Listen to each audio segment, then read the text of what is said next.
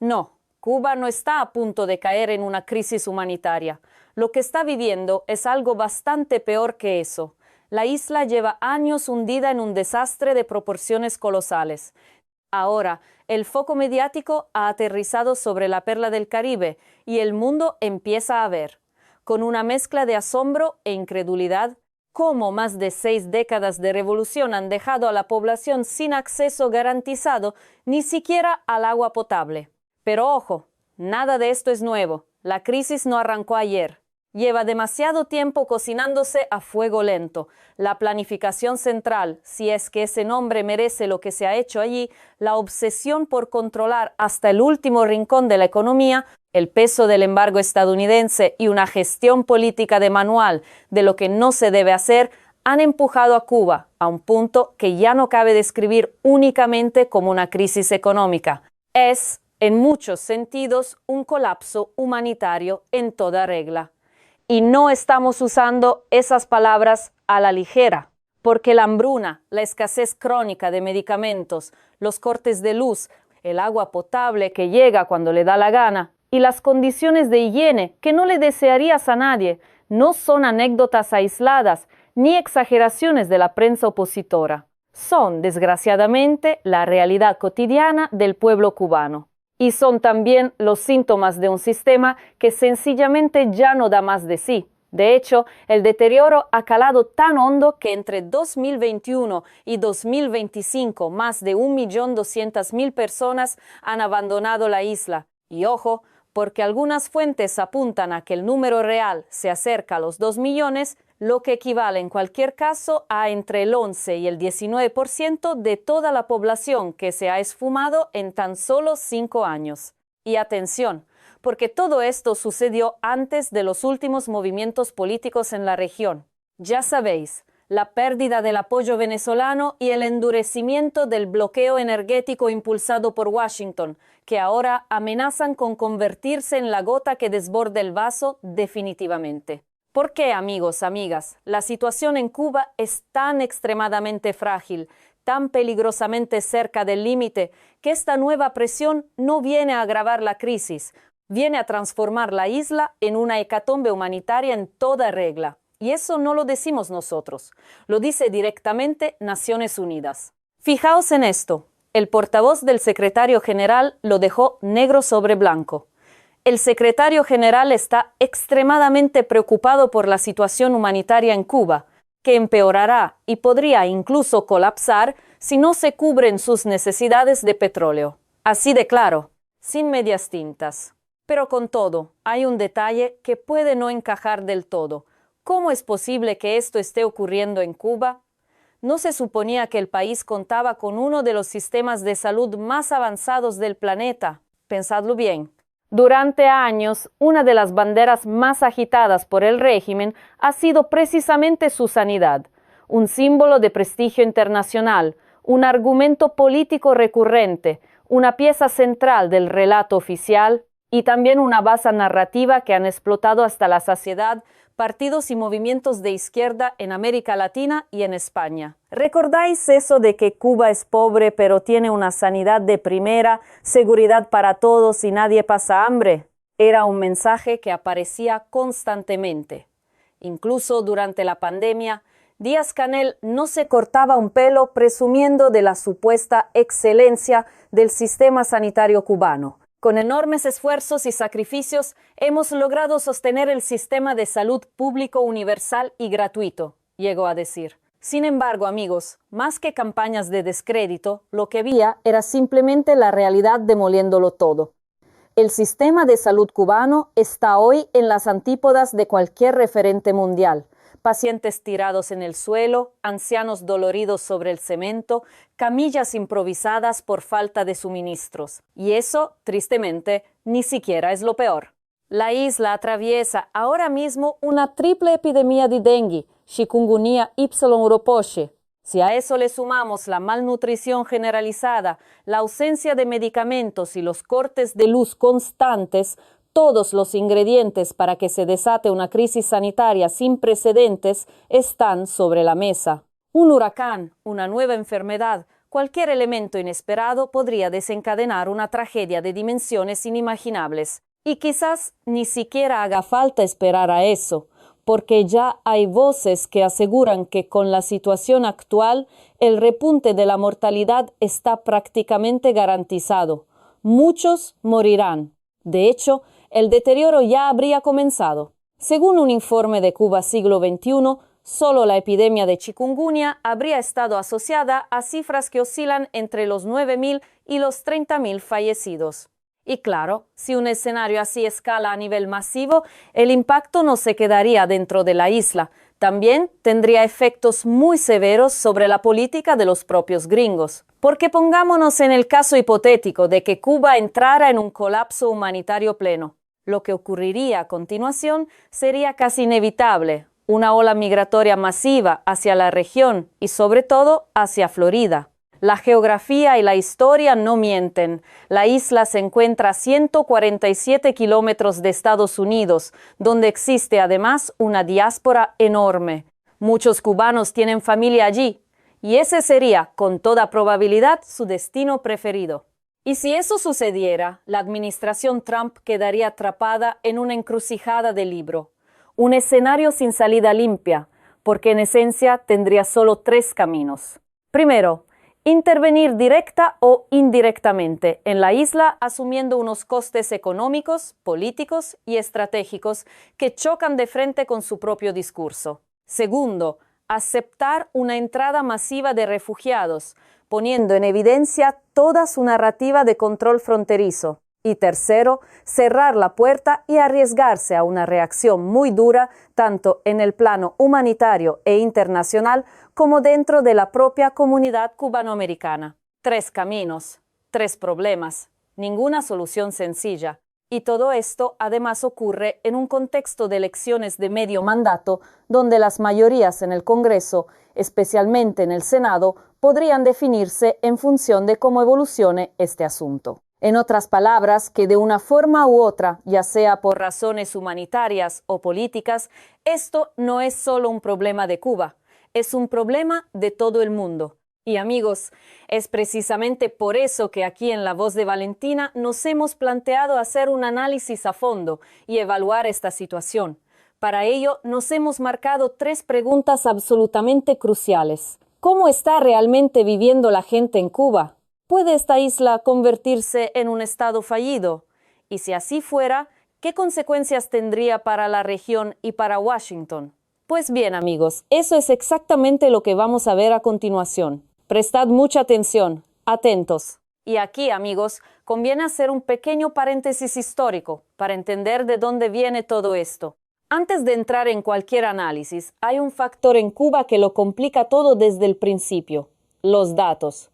No es solo que sean escasos, es que los que existen están sesgados de una forma que roza lo obsceno. Por ejemplo, el Índice de Desarrollo Humano coloca a Cuba en el puesto 97, mientras que Paraguay aparece en el 99.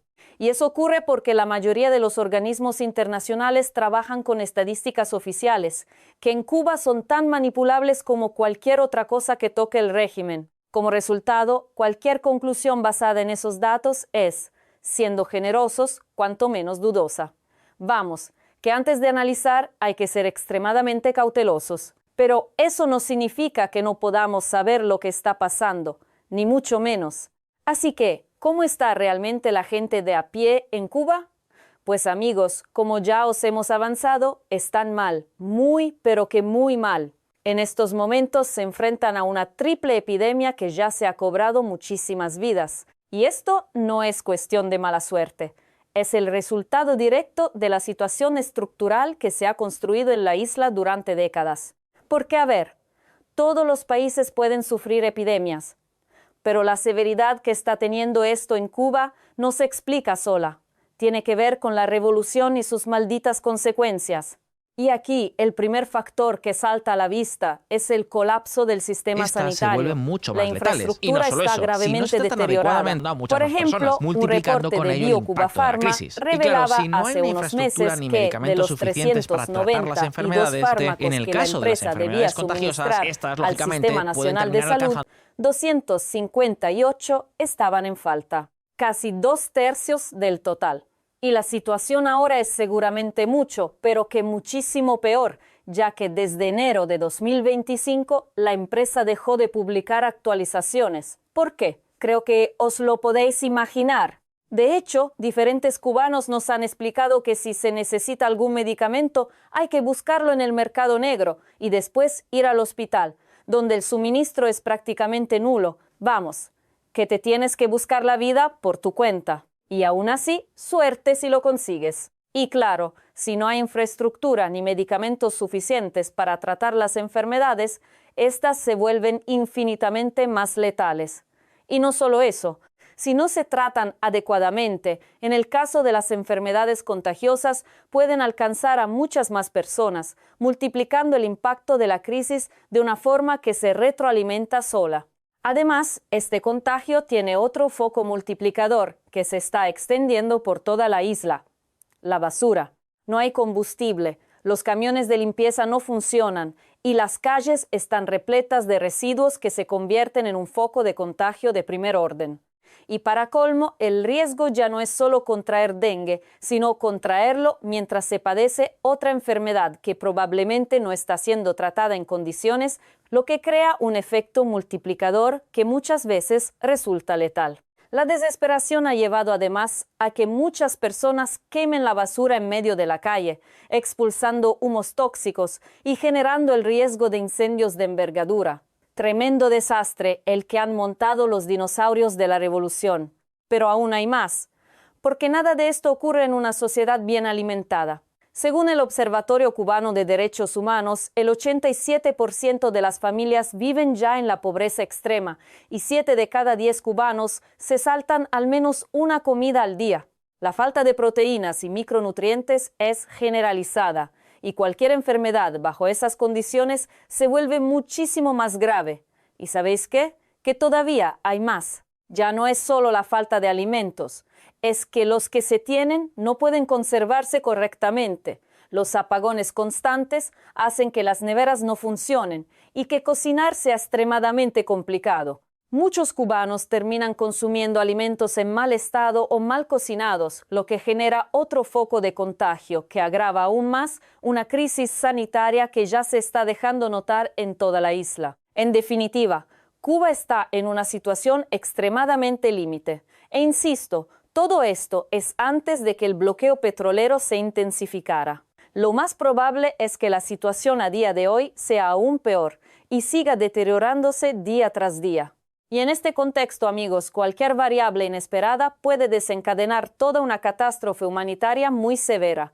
Y hay precedentes que conviene recordar. Lo que ocurrió no hace tanto en Haití. ¿Y qué nos dicen estos precedentes? Pues algo crucial. Durante los años 2009 y 2010, Haití se encontraba en una situación crítica. Cerca del 70% de la población vivía con menos de $2 al día.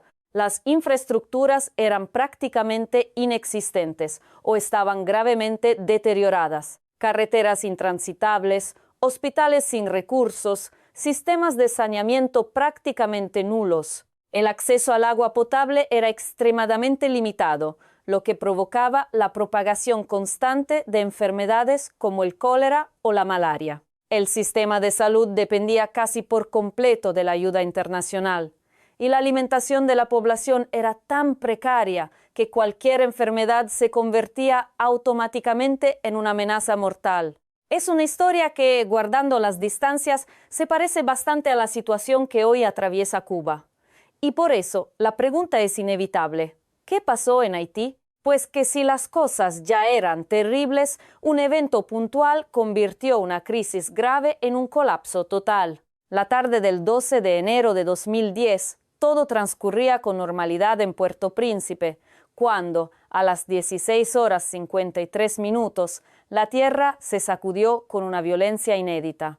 Un sismo de magnitud 7.0, superficial y con epicentro a apenas 25 kilómetros de la capital, golpeó la ciudad como una explosión desde el suelo. En menos de 35 segundos, una inmensa nube gris lo cubrió todo. Cuando el polvo se asentó, el paisaje urbano prácticamente había desaparecido. Las casas colapsaron sobre sus propios habitantes, los edificios institucionales sucumbieron. El Palacio Nacional estaba en ruinas, al igual que el Parlamento y la Catedral. La sede de la ONU colapsó. El puerto quedó inservible y las carreteras quedaron bloqueadas por escombros, dejando a los supervivientes sin agua, sin comida y sin hospitales funcionales. Las cifras fueron catastróficas. Hablamos de 316.000 personas fallecidas, más de 300.000 heridas, muchas de ellas con amputaciones provocadas por la falta de atención médica, y 1.500.000 desplazadas que tuvieron que vivir durante años en campamentos improvisados. Y la tragedia no terminó con el sismo. Meses después, mientras la población aún vivía en condiciones insalubres, la introducción accidental del cólera desató otra epidemia que se cobró 10.000 vidas adicionales. El desastre hundió la economía haitiana, provocando una pérdida equivalente al 120% del PIB, y dejó un vacío de autoridad que las pandillas comenzaron a llenar sistemáticamente. Haití demostró cómo un solo evento puede convertir una crisis grave en un colapso total. Y aunque Cuba y Haití no son idénticos, el paralelismo es inquietante. Una isla que ya vive en condiciones extremas, con infraestructura sanitaria deteriorada, apagones constantes y malnutrición generalizada, podría perfectamente desencadenar una crisis similar ante cualquier imprevisto, aunque, si somos justos, hay una diferencia relevante entre ambos casos: la seguridad. En aquel momento Haití dependía de los cascos azules de la ONU para mantener un control mínimo del territorio. En Cuba esa situación no se ha dado. Pero eso no quiere decir que las cosas estén precisamente bien. ¿Por qué?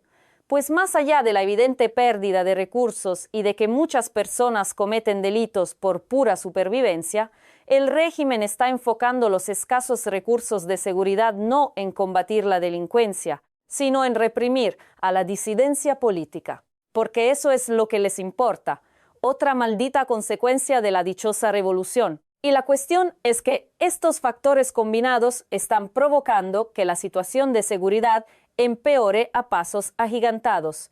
En tan solo 2 años, los delitos se han incrementado un 382%. Y estos datos, según reconocen quienes los recopilan, probablemente se queden cortos porque descartan casos no confirmados, lo cual sugiere que la realidad puede ser aún más grave.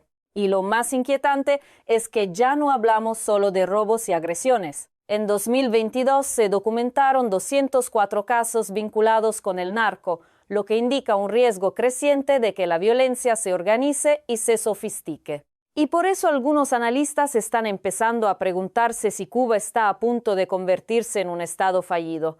Pues a ver, un estado fallido en el sentido clásico del término, quizás no. Pero en la práctica no está muy lejos de serlo, porque salvo por la fuerza represora, todo lo demás está viniendo abajo. Así de claro. Pero aquí es donde la historia se complica de verdad, porque si algo está claro es que cualquier choque externo, ya sea un incremento de la presión por parte de Washington o un evento inesperado de cualquier tipo, podría llevar a la isla a un colapso total. Y si eso sucede, las consecuencias no se limitarían a Cuba. Tendrían un impacto directo en los propios Estados Unidos. ¿Por qué? Por la diáspora cubana-americana. En Estados Unidos viven entre 2.4 y 3 millones de personas con raíces cubanas. No es un grupo marginal ni silencioso. Es una comunidad políticamente activa con una presencia especialmente relevante en estados que pueden ser decisivos, como Florida, y con un peso electoral que históricamente ha inclinado la balanza en numerosas elecciones. Y aquí llegamos a un punto particularmente interesante.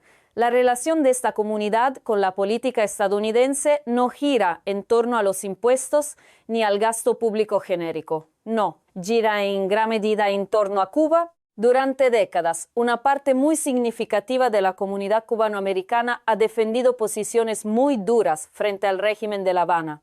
La firmeza, la presión y el aislamiento han sido el núcleo de su narrativa política, lo que ha hecho que su voto se lo lleve prácticamente en su totalidad el Partido Republicano. Ahora bien, si la isla entrara en un escenario de colapso humanitario severo, la ecuación podría cambiar por completo, porque en ese momento el debate dejaría de ser geopolítico y pasaría a ser emocional, social y humano. Millones de personas en Estados Unidos tienen vínculos familiares directos con la isla. Padres, hijos, hermanos, primos. No hablamos de una crisis lejana, hablamos de algo que afectaría su entorno inmediato. Y ante eso hay algo prácticamente seguro. No se quedarían de brazos cruzados. La presión política sería enorme. Habría demandas de intervención humanitaria, de flexibilizar las sanciones, de abrir corredores de ayuda, de establecer políticas migratorias extraordinarias. El tema Cuba volvería al centro absoluto del debate nacional. Y aquí aparece la auténtica complejidad política. Porque un presidente como Donald Trump, cuya relación con Florida y con buena parte del electorado cubano-americano ha sido históricamente determinante, se encontraría ante un dilema extraordinariamente delicado. Cualquier decisión que tomara tendría costes muy elevados. Sea como sea, lo importante esta vez no es la parte política, es la humanitaria. Amigos, la situación en Cuba es absolutamente insostenible. Este es uno de esos casos donde al régimen hay que imponerle un cambio de una forma u otra. La presión económica puede ser un instrumento de negociación comprensible, pero el margen aquí es pequeño, demasiado pequeño. Hace falta un giro de los acontecimientos lo más rápido posible, porque de seguir así, muy pronto la isla va a necesitar una ayuda médica, alimentaria y energética masiva si no queremos asistir a una hecatombe. Los cubanos necesitan ayuda. La presión sobre los dinosaurios de la revolución tiene que incrementarse mucho más rápido. Y la buena noticia, si es que puede llamarse así, es que esto depende en buena medida de Marco Rubio, un miembro precisamente de esa comunidad cubanoamericana. De Marco hablaremos muy pronto aquí en La Voz de Valentina, así que no olvidéis suscribiros si aún no lo habéis hecho. ¿Puede un régimen construido sobre el control total resistir indefinidamente cuando ya no puede garantizar ni la luz, ni el agua, ni el pan? ¿Llegará el momento en que incluso los cuadros más leales decidan que ya no merece la pena? ¿O los dinosaurios de la revolución tienen todavía capacidad para aguantar más de lo que pensamos? Amigos, esa es la pregunta que lo decide todo. Pero bueno, la pregunta que os hacemos a vosotros es otra. ¿Qué crees que hará la administración Trump? El riesgo de desastre humanitario que hemos visto justifica una acción mucho más intensa para forzar a los viejos del régimen a aceptar cambios. ¿Tú qué harías en su lugar? Déjanos tus impresiones en los comentarios y abrimos el debate. Y por supuesto, si este video os ha resultado interesante, no olvidéis darle al botón de like. Una vez más, muchas gracias por estar ahí. Un abrazo. Y en especial esta vez para todos los cubanos que nos estáis viendo. Desde aquí, mucha fuerza.